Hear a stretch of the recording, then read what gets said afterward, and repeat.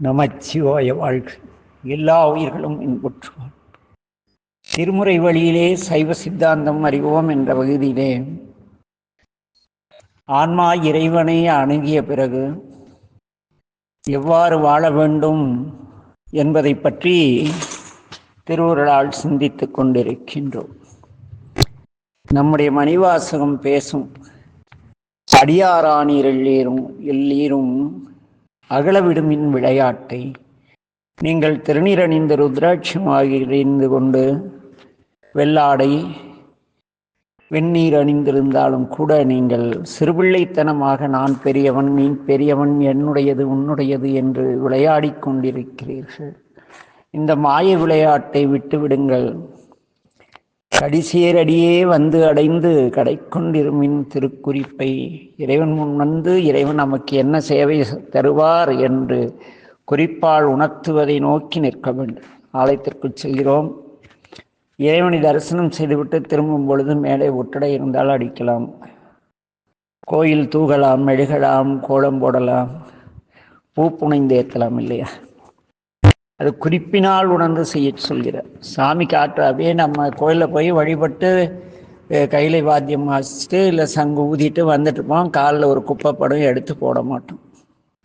அந்த குப்பையை எடுத்து போட்டால் இந்த குப்பை கிடைக்கிறது, எடுத்து போடு என்று இறைவன் உணர்த்துவதாக உணர்ந்து செய்ய வேண்டும். அப்படி திருக்குறிப்பை புரிந்து நாம் சேவை செய்வோமானால் நமக்கு சிவலோகம் கிடைக்கும்.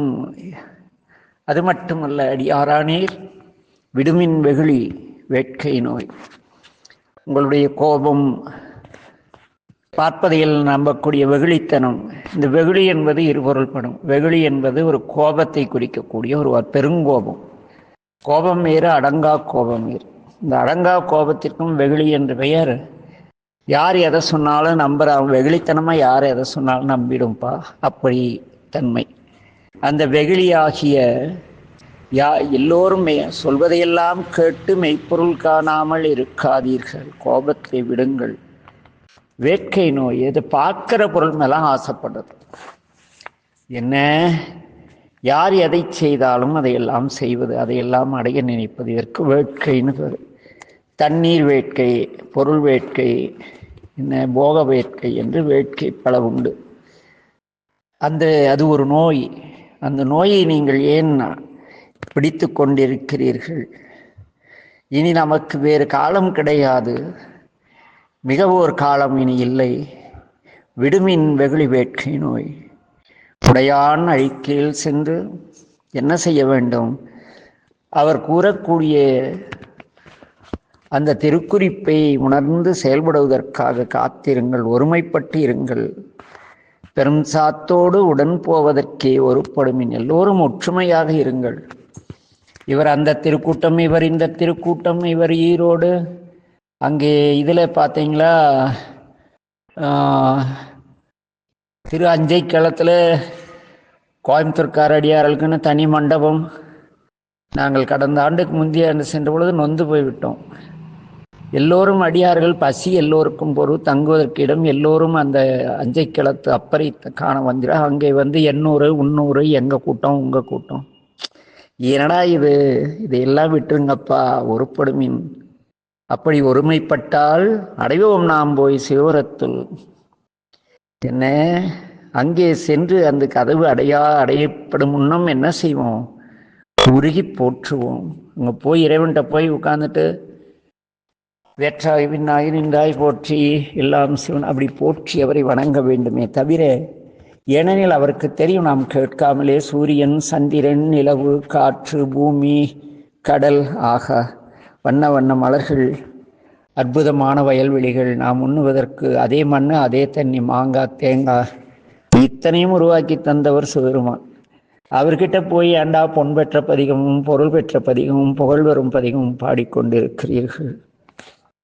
என்ன, உருகி போற்றுங்கள். யாரை? நம்மை தலைமை தாங்கி நடத்தக்கூடிய ஒரு அருட்குருநாதரையோ, ஞானாசிரியோ, பெரிய குரான பேர்களின் நீங்கள் சொல்பவர்களையோ, சித்தாந்த ஆசிரியரோ, தீட்சை வாத்தியார்களையோ யாரையும் போலாதீர்கள். உருகி போற்றுவோன் புயங்கனை புயங்கப் பெருமான். யாரு? நம் பெருமான் போற்றினால் ஆழ்வான்.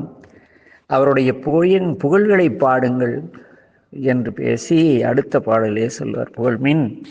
சரி, கோயில் போயிட்டா என்ன செய்யணும்? புகழ்மின், இறைவனுடைய புகழை பாட வேண்டும். தொழுமின், கைமேல் தலைமீது என்ன கண்பணியரும்ப கைகள் மொட்டித்து என் கலைகனே ஓலம் என்று ஓலிட்டு என்பெல்லாம் ஒரு அன்பர் தம் கூட்டத்துள் என்னையும் புணர்ப்பவன் கோயில். தொழுது வணங்கி தூணீரணிந்து உன் அடைக்கலம் கண்டாய். படைக்கலமாக உன் நாமத்தை எழுத்தஞ்சும் என்னாவில் கொண்டேன். இடைக்கலம் அல்லேன் எழுபிறப்பும் உனக்கு ஆட்செய்கின்றேன். துடைக்கினும் போகேன் தொழுது வணங்கி தூணீறு அணிந்து உன் அடைக்கலம் கண்டாய். அணிதில்லை சிற்றாம். தொழுதல் என்பது தலைக்கு மேலே கை நோக்கி வெளிவிடுவது. என்ன தொழுது? வணங்குதல் என்றால் தலை குனிந்து இதயத்துக்கு நேராக கை கூப்பி வழிபடுவது. தொழுது வணங்கி தூணீர் அணிந்து தூய வெண்ணீற்றர் அன்னே என்னும் என்ன பால்கொள் வெண்ணீற்றர். கருப்பு திருநீர் பூசிட்டு எங்கடா சிவன் ஆன்வா முட்டா பசங்களா அப்படின்னு மணிவாசகர் தூவெண்ணீர் தொழுது வணங்கி தூ வெந்நீர் அணிந்துன் அடைக்கலம் கண்டாய். வெந்நீர் அணிந்தால்தான் அவருடைய ஆள். கருநீர் அணிந்த மந்திரவாதிங்க. சுயநாபத்துக்காக திருமுறை விற்கக்கூடிய அந்த விற்பனர்கள் தான் இந்த கருப்பு திருநீரை விற்று திருக்கடையூர் வரைக்கும் அந்த கருப்பு திருநீரை தான் ஒரிஜினல்னு கொண்டு போய் சேர்த்துட்டாங்க. அந்த பாவம் நடராஜா பால்கொள் வெண்ணீற்றருக்கு கரிய திருநீரை கொட்டி கலங்கப்படுத்துகிறாங்க. ஒன்றுமே புரியாத ஆன்மாக்களை சில நபர்கள் கேவலமாக அவர்களை சைவம் சிவநெறி சிவன் அடி சேராமல் தடுப்பவர்கள் இந்த பெரியவரான பேரொழிகளும் ஞானாசிரியர்களும் இந்த அருட்குருநாதர்களும் திருவாசக சித்தரெல்லாம் கருப்பு திருநீர் தான், வெள்ளை திருநீரே வைக்காதல. திருநீட்டிலே சைவம் அல்லையே. ஏனெனில் நாவுக்கரசர் பேசுகிறார், தொழுது வணங்கி தூணீர் அணிந்து திருவாசனம் பேசும் என்னையும் தன் சுண்ண வெந்நீர் அணிவித்து. என்ன அப்படி அந்த சுண்ண வெந்நீர் அணிந்து தொழுது அவருடைய திருவடிகளை பூமக்களால் அவருடைய மனதிலே அவருடைய திருவடிகளை தாங்கி நமக்கு எதிர்ப்பில் இருப்பது சிவம் என்ற அவருடைய திருவடிகளிலே மலை சாற்றி. எப்படிங்க கருவறைக்குள்ளே போகாமல் எப்படி சாத்தி? வெளியே இருக்கார்ல தட்சிணாமூர்த்தி இருக்கார், நம்முடைய பெருமான் அண்ணாமலையார் இருக்கார், இவ்வளோ பேர் எத்தனை திருமேனிகள் பஞ்சமூர்த்திகள் இருக்குது, சகசிரலிங்கம் இருக்குது, என்ன 108 சிவ திருமேனிகள் இருக்குது. பூ வைக்காமல் கோயில் சுற்றிலும் எத்தனை இறை திருமேனிகள் இருக்குது. அங்கே வைங்களே புகழ்மின் தொழுமின் பூப்புனைமின். சும்மா அப்படி பாவலாத் பண்ணக்கூடாது. பொய்யங்கன் தாளே புந்தி வைத்துட்டு என்னுடைய திருவடிகளை மனதில் எண்ணி இறைவனை புகழுங்கள். உதட்டால் அல்ல, புந்தி வைத்துட்டு அவனுடைய திருவடிகளை மனத்தில் வைத்து இறைவனை புகழ்ந்து தொழுது பூமாலை புனைந்தேத்தேன் என்பார்.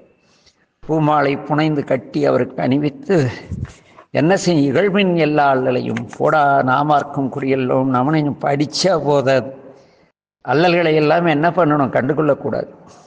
இகழ்மின் எல்லா அல்லலையும் நான் சிவனடியார், என்னை எந்த அல்லலும் பற்றாது இடையூறும் அடையாது என்னை என்ற நம்பிக்கையோடு என்ன செய்ய வேண்டும்? சீரார் சிவபுரத்து சென்று, சிவபுரம்னா என்ன? சிவன் உரைகிற இடமெல்லாம் சிவபுரம். அது பேரூர் பட்டீஸ்வரமாக இருந்தாலும் சரி, மேட்டூர் சொக்கீஸ்வரமாக இருந்தாலும் சரி, தாரமங்கலம் கைலாசனாக இருந்தாலும் சரி, எந்த கோயிலாக இருந்தாலும் சரி, அங்கு சிவபெருமான் எங்கெங்கு உரைகிறாரோ அதெல்லாம் சிவபுரம். அங்கு சென்று அவர்கள் ஊரில் உள்ள சிவபுரத்துள் சென்று சிவன் அவருடைய தாள்களை வணங்கி நாம் என்ன செய்ய வேண்டும்? நிகழும் அடியார் முன் சென்று அங்கே நமக்கு முன்பாக பணி செய்து வாழ்கின்ற பண்பட்ட அடியார்கள் இருக்கிறார்கள் அல்லவா, அவர்கள் முன் சென்று நெஞ்சமுருகி நிற்க வேண்டும்.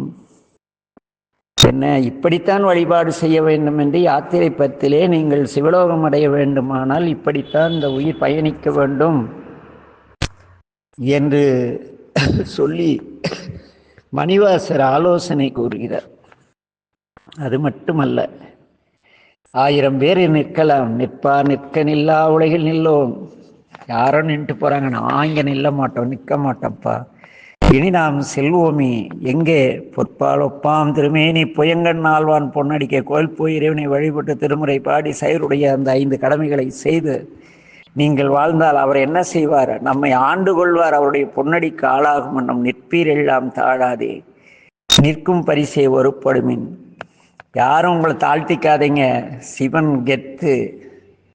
ராஜராஜன் தேவராஜன் திருப்பேராவுடையன்னு ஒரு வக்கீலுடைய பியூனு, ஒரு கலெக்டருடைய பியூனு, ஒரு தாசில்தார் ஆபீஸ் பியூன் கூட கெத்தார். நான் சிவனடியார்கள் ஏண்டா கூனி குறுங்கி உணர்வற்று இருக்கின்றீர்கள், நிற்பீரெல்லாம் தாழாது, நிற்கும் பரிசை ஒரு சிவபெருமானின் அடியார் என்று நீங்கள் ஒருமைப்பட்ட மனத்தோடு எல்லோரும் ஒற்றுமையாக நினையுங்கள். என்ன அதை விடுத்து நீங்கள் குடுவிக்கொண்டு பின்னால் சென்று ஒளிந்து நின்றால், பிற்பால் நின்று பழகணித்தாள் பரதற்கரியின் நம்பெருமான். நீங்கள் பின்னால் இருந்துட்டு எதையும் கண்டுக்காம பாவலா பண்ணிக்கிட்டு இருந்தா அவர் என்ன பண்ணுவார்? அரியவர் ஆகிவிடுவார். அவரை நம்ம அணுகவே முடியாது. ஆக என் அன்பின் உறவுகளே, இந்த உயிரது நிலை, உயிர் எப்படி இருந்தது, எப்படி தோன்றியது, உயிர் எப்படி உடலுக்குள் வந்தது, இப்படியெல்லாம் என்ன இந்த உயிர் தெய்வம் என்பது ஒரு சித்தம் உண்டாக திருவாசகம் முற்றோதலிலே கலந்து கொள்ளும்போது கூட்டம் கூடி ஆட்டம் ஆடி பாட்டு பாடி பயன் என்ன பொருள் உணர்ந்து சொல்லுவார் என்றார் மணிவாசகர். இந்த யாத்திரை பத்திரிக்கை இவ்வளோ பொருள் என்ன சொல்றார். அங்கே போய் நீங்கள் பாட்டுக்கு கோயிலில் போய் கையில வாத்தியம் வாசித்தா ஆட்டாடி பாட்டு பாடி திருவாசகம் பாடி கட்சி சுற்றி குத்தாட்டம் போட்டு என்னடா கண்டீங்க? பெருமான் பேரானந்தத்து பிரியாது இருக்க பெற்றீர்கள். நீங்கள்லாம் பெருமானை தரிசித்து அவருடைய அந்த ஆனந்த அந்த என்று வந்தாய் என்னும் எம்பெருமானுடைய அந்த புனித்த புறவும் கொவ்வை செவ்வாயின் குமிழ் சிரிப்பும் கண்டு மகிழ்ந்திருக்கக்கூடியதற்காக வந்த நீங்கள் அருமாளுற்று இந்த உலகாயுதமான பொருள் மேல் பற்று வைத்து புகழுக்கும் பெயருக்கும் சோறு போட்டால் தான் போய் உளவாரப்பணிக்கு போன இழிநிலையெல்லாம் மாற்றி திருவாச முற்றோதல் நடைபெறும். தங்குமிடம் உணவு இலவசம் தான் போகிறோம்.